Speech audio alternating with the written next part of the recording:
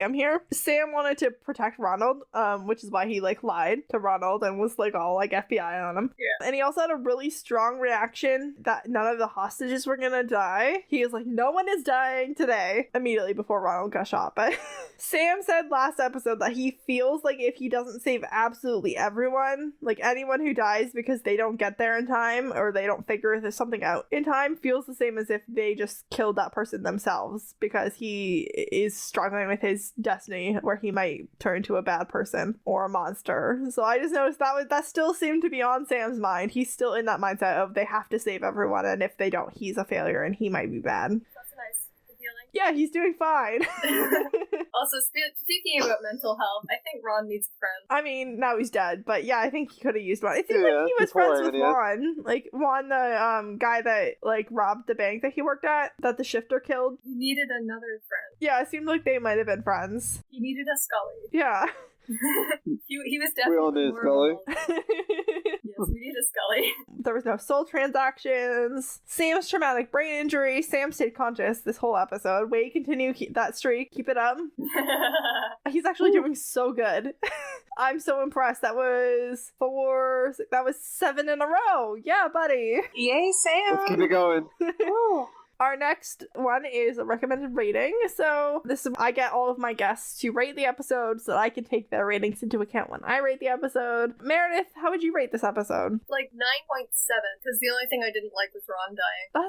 It's really good. That's a high rating, but it definitely deserved it. And Francis, how about you? I'm gonna go close to what Meredith said, about a 9.5 because of Ron's death. Okay, cool. And Nick, how would you like to rate the episode? Yeah, I go about 9.75 because of Ron. Yeah, this is good. I don't know I haven't decided what my rating's gonna be, but it's definitely gonna be up there for sure. I love this episode. This is an episode that I do sometimes start people on when they're just starting the series. This is definitely a contender. Doesn't do any no spoilers. So yeah, it's not a lot of spoilers for anything plot wise, aside from I guess the fact that their dad's dead. They don't even say that John's dead. He's just not here. Right. They talk about him. And, he's not a good parent, huh? Yeah. Well, yeah, there's just on so many TV shows you have the episode with the hostage situation, and they're always really good and intense. They've done that on the X-Files. They did one on Psych. It was awesome. Yeah, I love a good heist also, in general. So this is very fun for me as well. To finish off this week's episode, we have Line of the Week, which we're gonna each pick a line.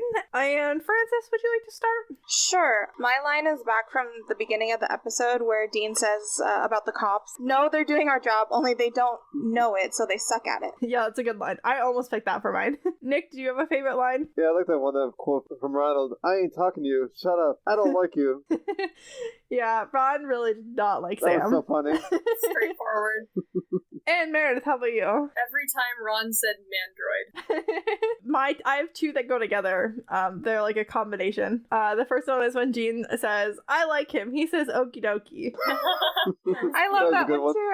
I almost said that one. And then later he says, well, looks like Mr. Okie dokie is okie dokie. I regularly say okie dokie and okie dokes. Okie dokie. Those are things that I say. So I like knowing that Dean would appreciate that about me. Yeah, I text it all the time. It's a good line. Now everyone's going to start saying it because they just want Dean to hypothetically look at them. I mean, okie dokie is very fun. It's very laid back. It's very chill. Everyone who listens to this podcast, that'll be your thing now. If it wasn't before, it is now. Yeah, literally. But that's it for this week. So, Meredith, where can the people find you if they want to find you? The bank. Not really. Anyway, I am Shades of Dayanira on Tumblr, Instagram, and TikTok, mostly Instagram. And if you go there, you'll see lots of really cool drawings for the fantasy series I'm writing. Amazing. And Francis, where can the people find you? They can find me on TikTok and Instagram as letitbelove_93 and on Twitter as Destiel1993. Amazing. And Nick, where can people find you if they want to find you? Instagram and TikTok, NickLink7 on both those accounts. Amazing. And yeah, you're on there quite a bit.